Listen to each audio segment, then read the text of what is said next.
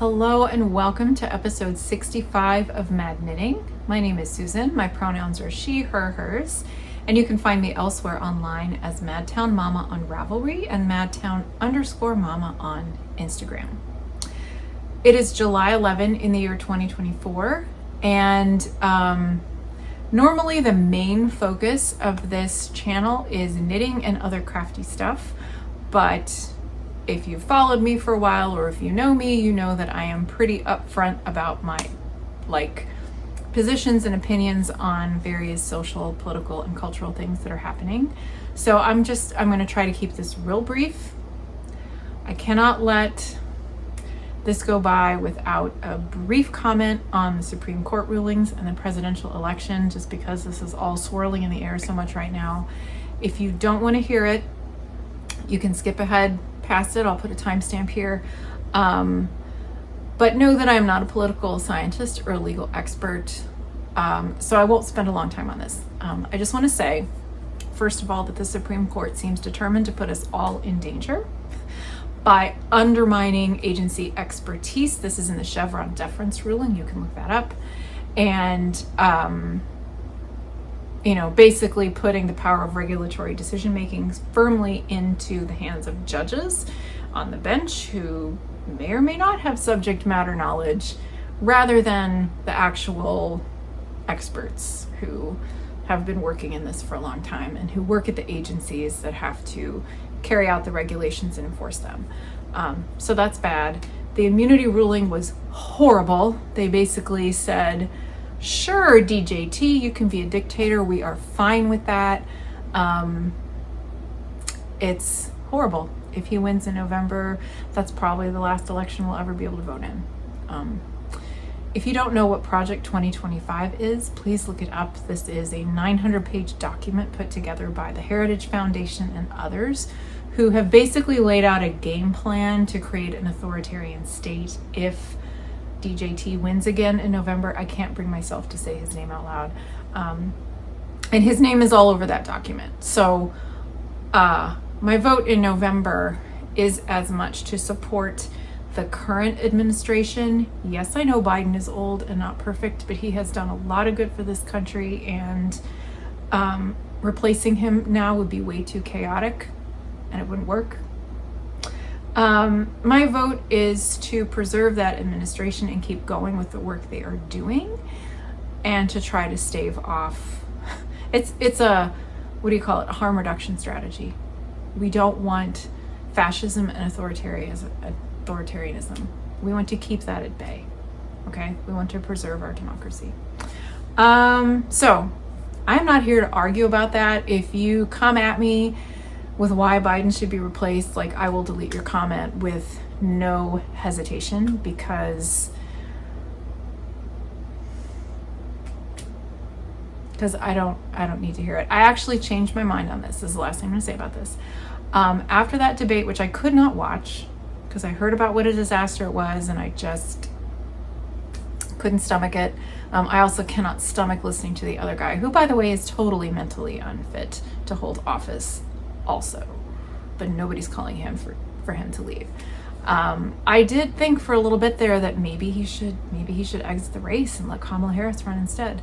But there's not long enough. The delegates will not be able to agree. The Democrats have a hard enough time coalescing on things. It would just basically be handing it to DJT. So we don't want that. Biden has an excellent successor should something happen and he be unable to finish his term. Kamala Harris is more than capable. Y'all, she is sharp.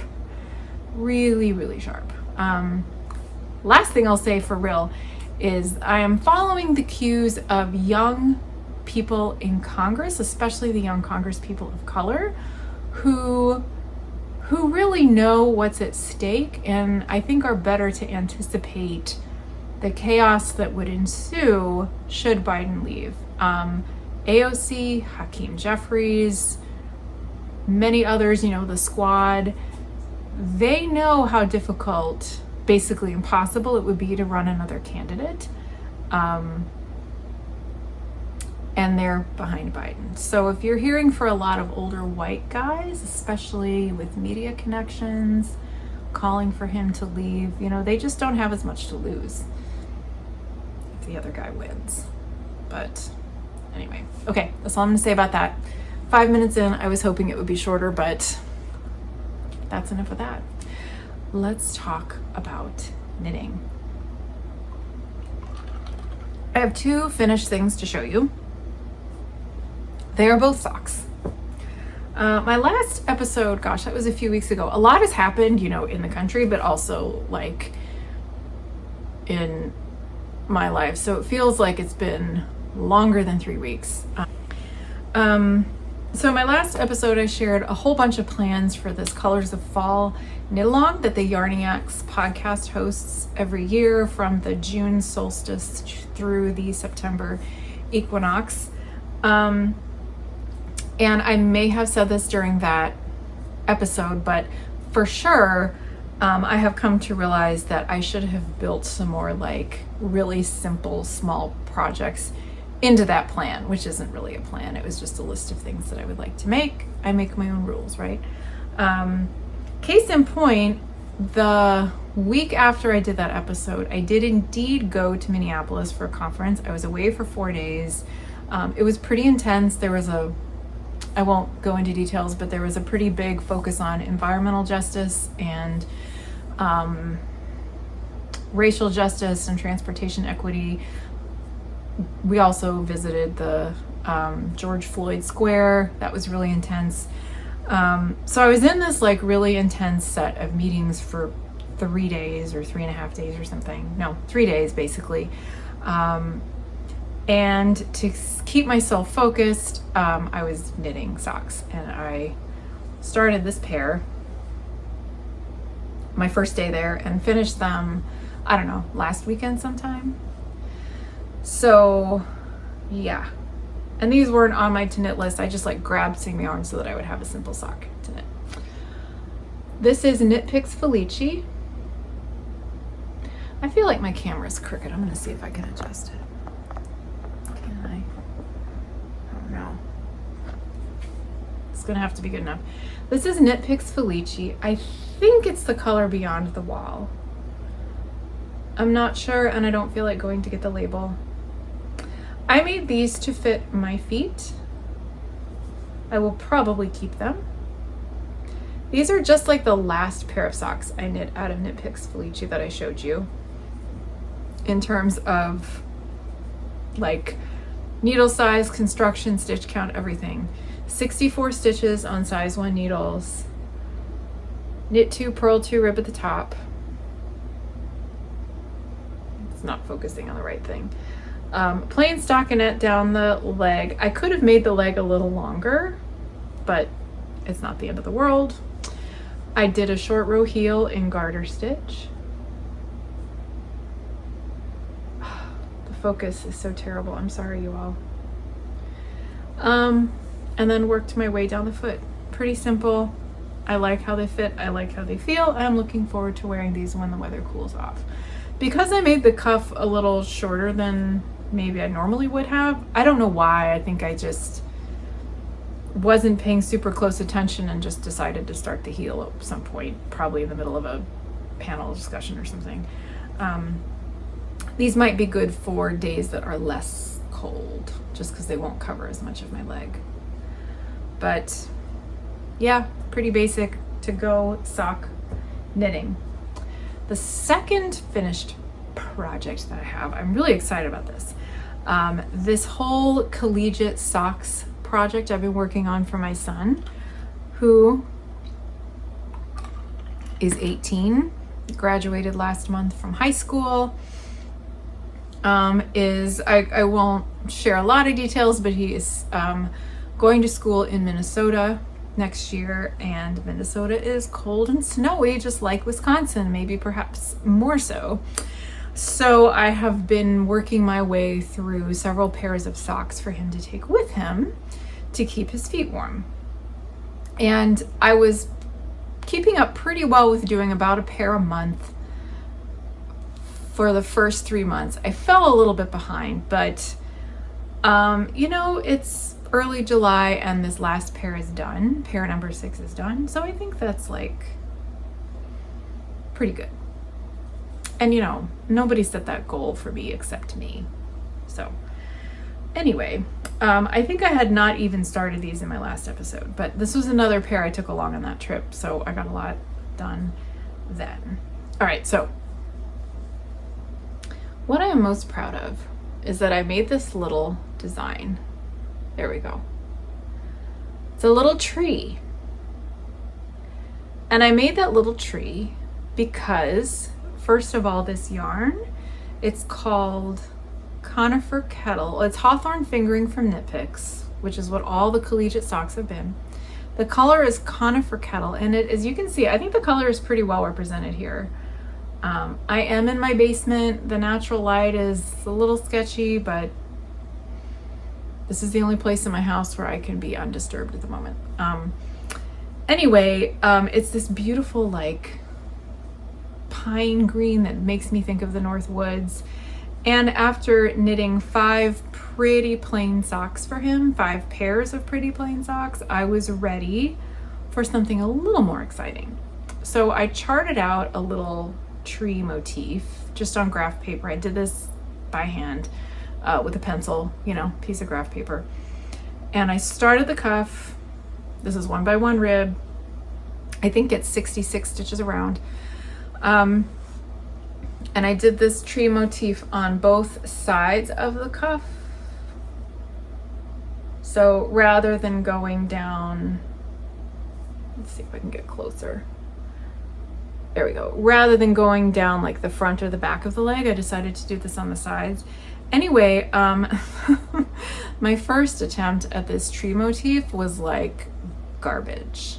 Like it looked good on the graph paper, but it just did not work very well on the actual knitting. And I think there were 2 issues. Look, I'm not like a designer, especially a motif designer, so I knew there was the potential for some trial and error here.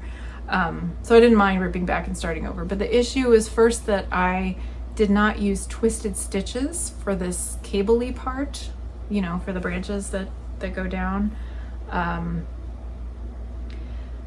I don't really like executing twisted stitches, so I was hoping to avoid them, but they just really show up better with twisted stitches. And the other thing was that I didn't leave quite enough space between the branches.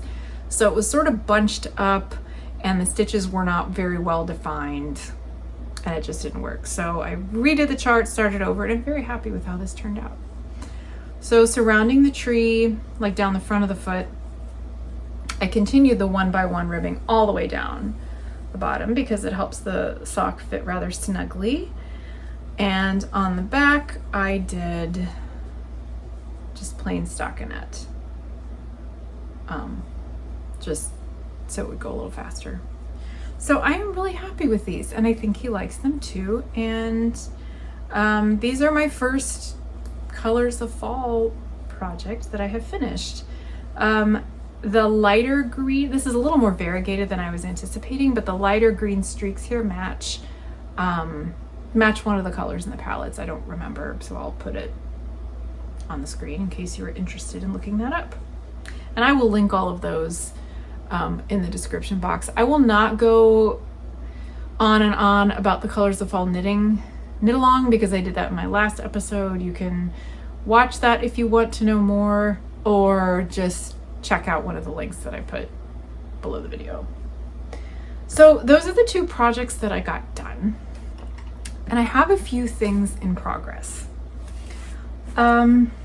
which I did talk about, like my plans for them. So let me, oh, you know what? Before I do that, actually, someone very kindly left a comment in my last video asking me to talk more about yarns, like yarns that I like or don't like. And I thought it would be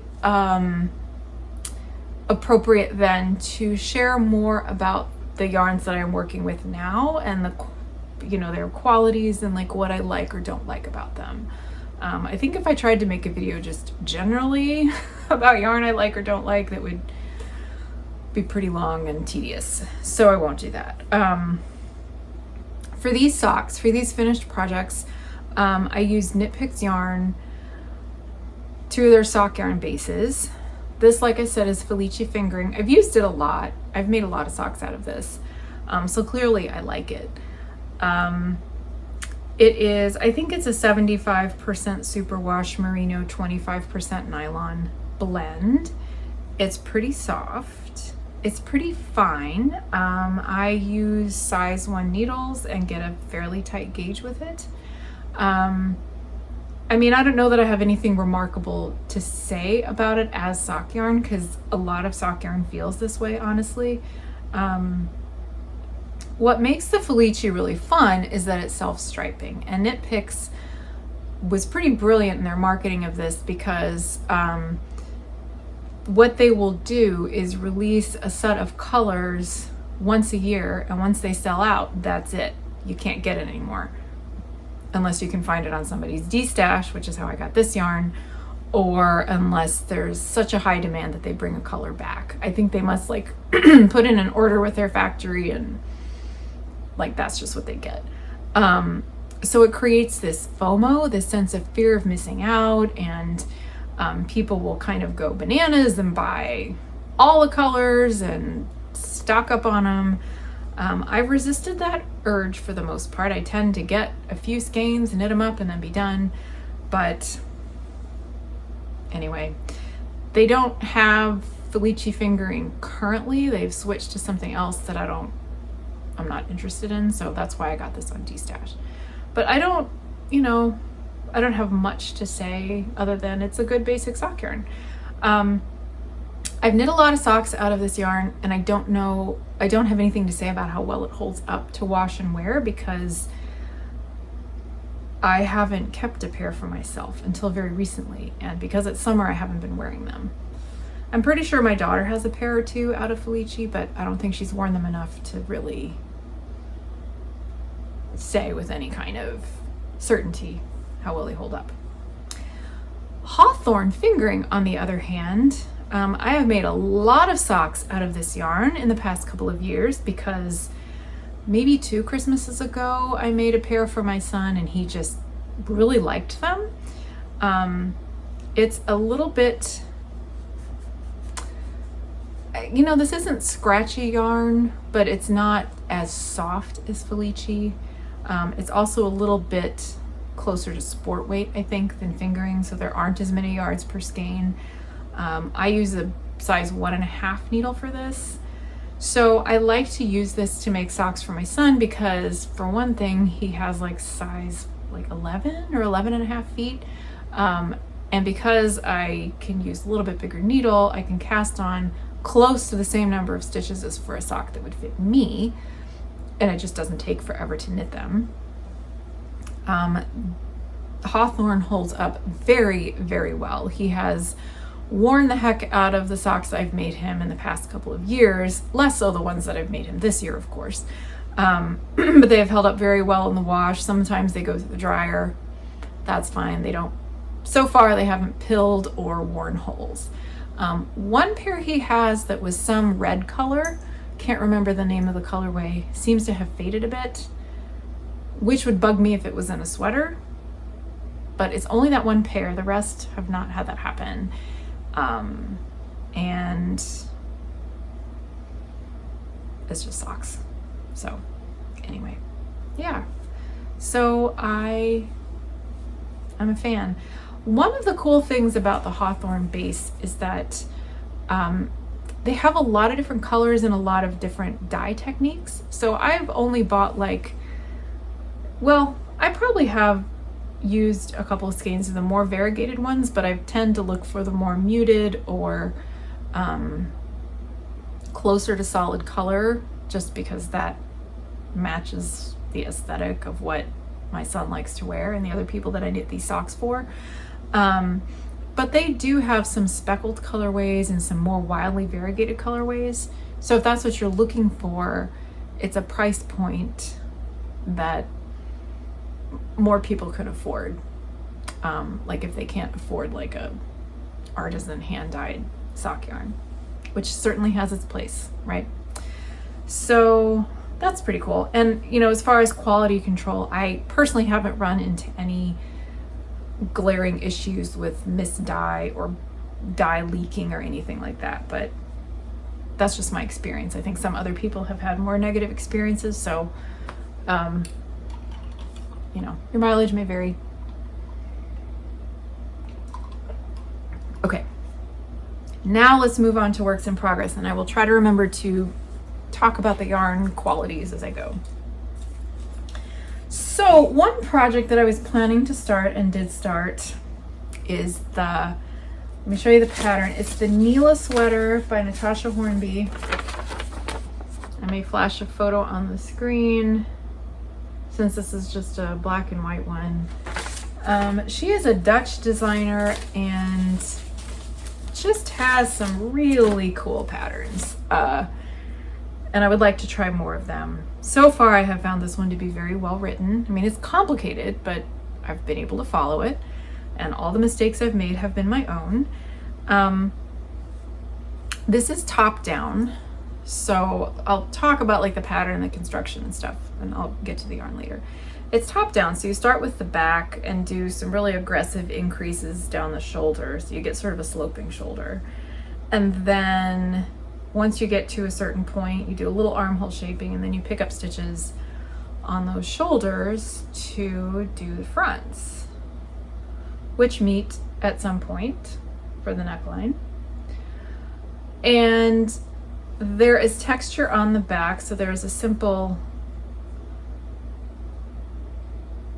purl stitch texture for most of it, plus this little like 1/1 cable that goes down the middle. And on the fronts, there are these lace panels that are sort of a pain to work when you're going back and forth, because you have to do yarn overs and purl two together through the back loop. But I know that once it's in the round, that won't be the case. But it's just really cool looking. So eventually, like, you'll join it for the armholes and knit it to the round to get to the bottom. And then you've got couple of choices for sleeves. There's like a cap sleeve version, excuse me, with short rows, or like a, you know, you can do a longer length sleeve. And I suppose you can make the sleeve as long as you want.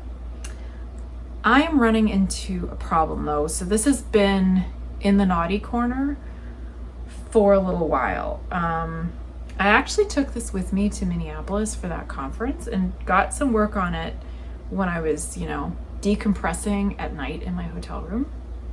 And that was lovely. But as I progressed, I had this issue where it just felt like the back wasn't long enough. Like if I slip it over my head, like the front was coming down further than the back. And that's even accounting for the fact that this shoulder shaping is slanted. So when you're wearing it, this is where the seam line will go, not on the top of your shoulder. Even then, it didn't seem quite right. And you're supposed to keep track of how many rows you're knitting so that your row count will be the same for the back as for the front.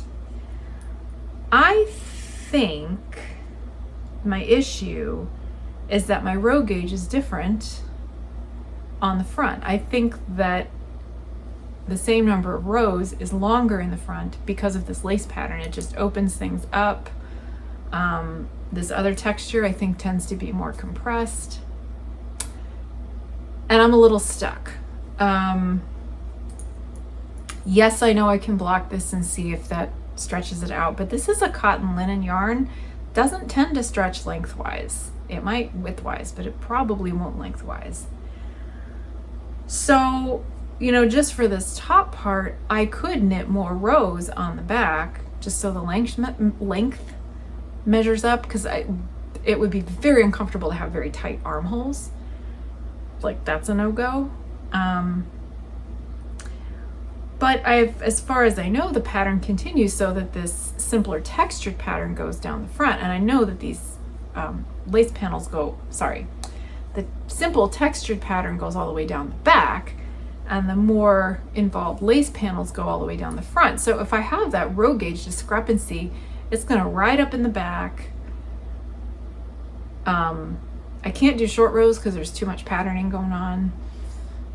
It's gonna ride up in the back and sag in the front. I just don't know. So what I need to do is put this on waste yarn and block it and see what happens. And I've measured it and measured it and measured it over and over, and I swear to goddess, this is measuring at the length that the pattern says, but it still feels too short when I put it on. So I don't know what's happening. It's like this weird twilight zone with my gauge. I don't know. I don't want to give up on it. But at this point, I'm just kind of frustrated. Because, you know, my last sweater had gauge problems. I had to rip it out. But let's talk about the yarn. I picked this up at a shop. I think I was on a trip somewhere by myself and decided to check out a yarn shop on the way where I needed to stop and have a break anyway. Oh no, a bunch of my, I don't know what's happening. There's a tangled mess here. So this is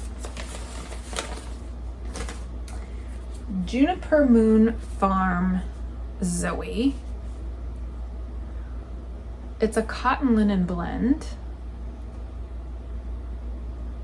The yarn itself is fairly textured. It's kind of thick and thin, and I think maybe there's a strand of linen wrapped around a strand of, or a ply, whichever, however you say it.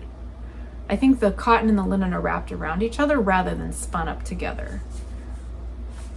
Because there's a slight color difference when you look at it real close between the strands, and there's a little bit of thick and thin action happening, which I like. I mean, and I actually like how it's showing up in the knitted fabric.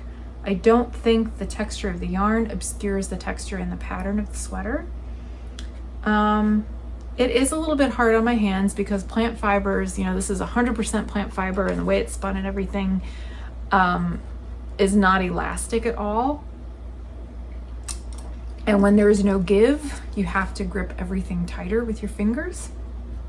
It also means that I have to use a much smaller needle to get the gauge I need than if this was wool or a wool blend.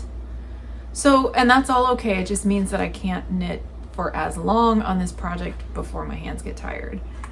Plus I'm frustrated, so I tend to put it down. Yeah, the gauge on the label says 20 to 24 stitches over stockinette is 4 inches. And as far as I'm concerned, that's a pretty wide range. That's like worsted all the way through sport, if you ask me. So I'm knitting this at a tight gauge, which isn't helping the hand issue. And might also mean that it opens up when it blocks because it might just want to be looser. I don't know.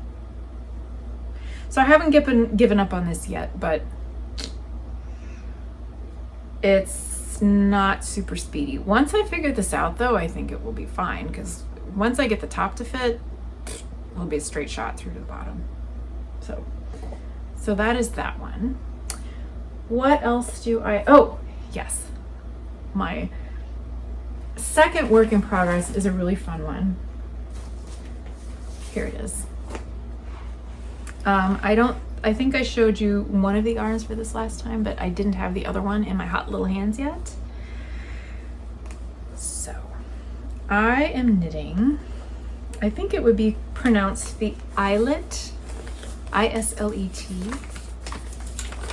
triangle by Layla Robb or Layla Raven. Maybe I'll find a better picture again to put on here because this black and white photo does not really show much. She has a whole series. You can buy like a booklet of 4 patterns. There's this triangle, there's some kind of bandana. This is a shawl. She also has some smaller bandana thing that I'm not interested in. And then 2 different sweater patterns using this basic stitch pattern. There's a drop shoulder sweater, which I will not make because I don't really like drop shoulder. And then a raglan style one, which I would like to make. So here's what I have so far. It's really fun. Can you believe I chose this color? This like neon coral. This is really not part of my usual wheelhouse, but it's really fun and I like how it goes with the other yarn. So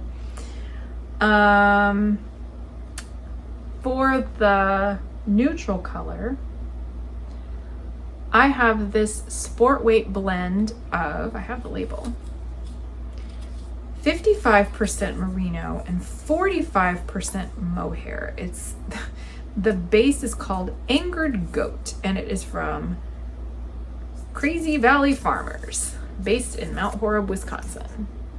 I don't even know if they have a website, but they were vending at a thing I went to, and this yarn was so cool that I had to bring some of it home with me.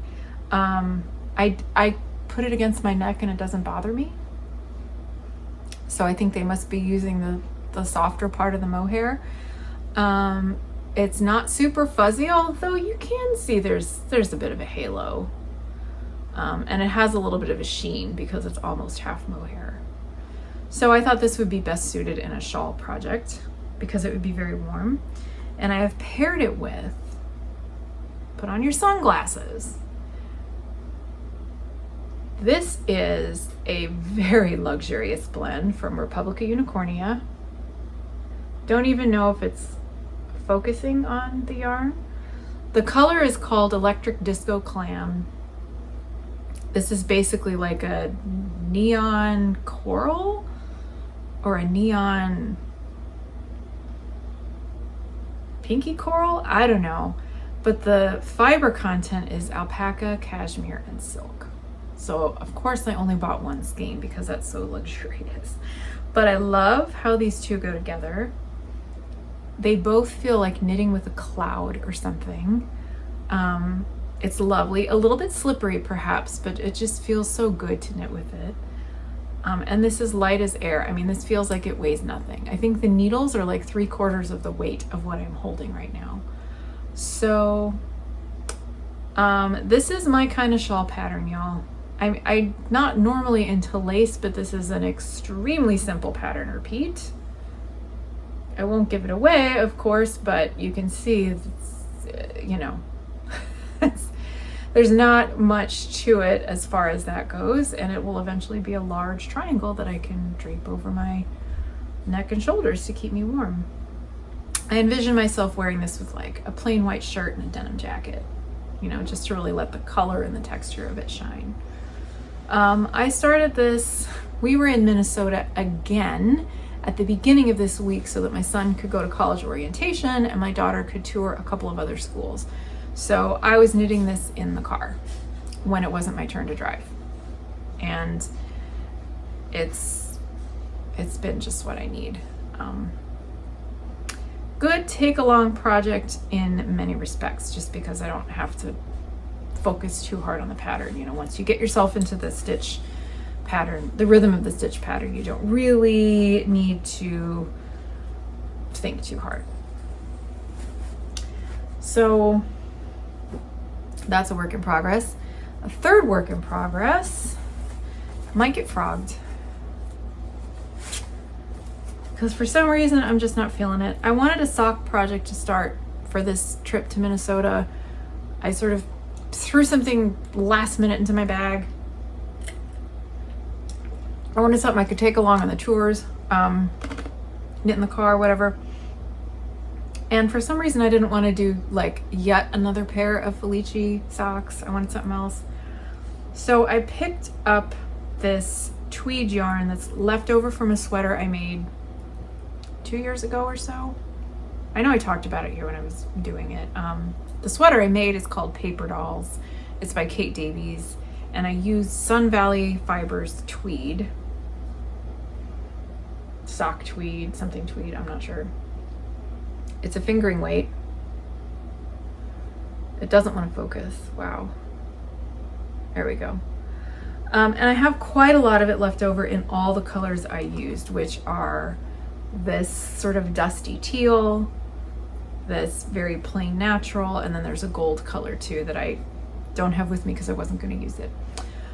So my thought was to make socks with the natural color in the cuff, a little bit of color work just past the cuff, which I was going to mirror on the toes.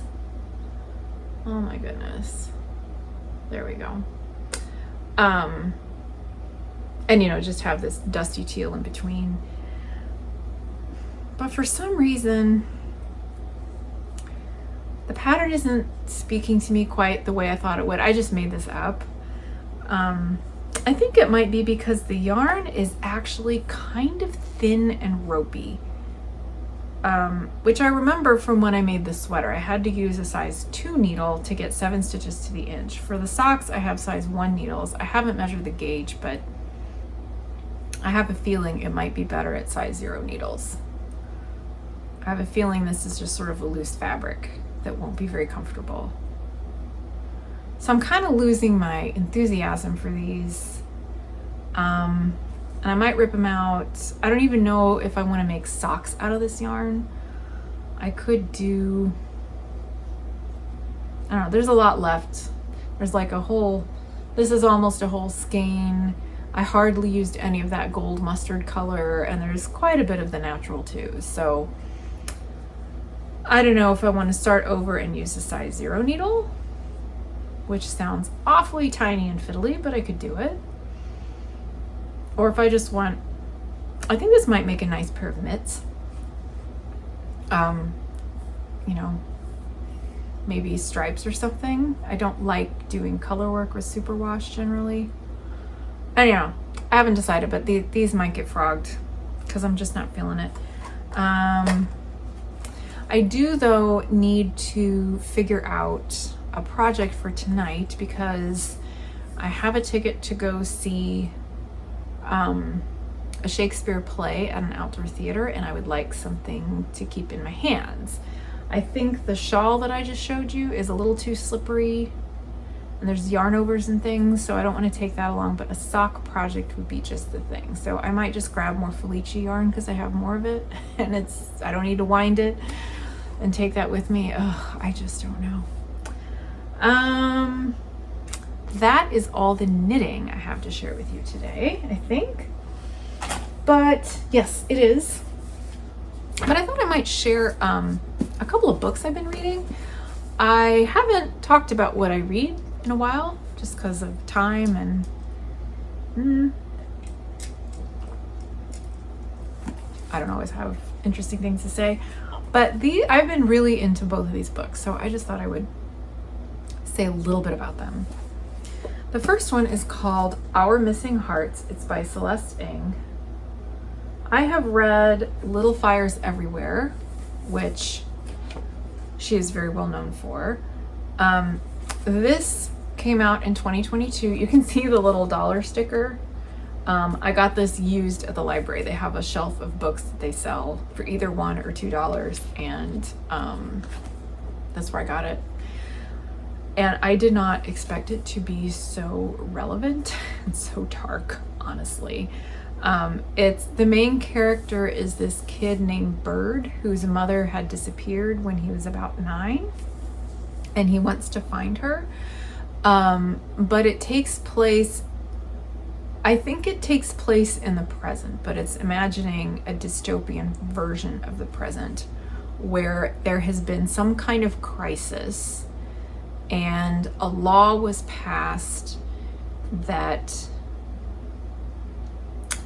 required everybody to like be very patriotic, and if you didn't properly express your patriotism, bad things could happen. You could be arrested, your children could be taken away, and a lot of the blame for this crisis that isn't explained a whole lot, but you get the feeling that it was like a really, really bad economic crisis.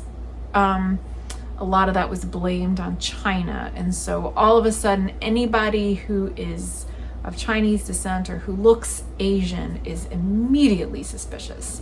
And that is true of the kid. He is half Chinese and his mother is of Chinese descent, so that's one of the reasons she disappears. But it's just, you know, I keep seeing comparisons to The Handmaid's Tale, and that's where we're headed if our former president gets reelected, but I actually think this novel might be a little bit more accurate depiction of how things could go down. It's very chilling. It's sort of a combination of like the Red Scare, Nazi Germany, what I imagine life was like in China under Mao. And the way it just sort of creeps up on people, that is very chilling. So I know that's dark, but I do recommend this book because it's very, very good. And the boy who's at the center of it, you just really, really feel for him and you want things to work out for him. The other book I'm reading, this is a little more academic. It's called Feminist City by Leslie Kern. It says, the feminist city is an ongoing experiment in living differently, living better, and living more justly in an urban world. And I'm reading this out of interest, but also out of professional development. I have a degree in urban planning, and I am trying to learn as much as I can about all of these things that have to do with public space and how we design it, how we police it, all the different policies and things related to that. Leslie Kern is a professor in Canada, and this is an academic book, but it's not super long. While she covers a lot, it doesn't feel dense to read. And boy, she really challenges a lot of assumptions. Even a lot of my own assumptions, which I just really appreciate. She considers herself a feminist geographer. That's how she labels herself. And she talks a lot about like basically how women exist in the urban environment, how gender is policed. So not just like cis women like I am, but how race and class and different expressions and different genders are allowed or not allowed, like how we're allowed to be in public space, and just really challenges the very white, male-centered way that cities have always been planned and all the assumptions that come along with that.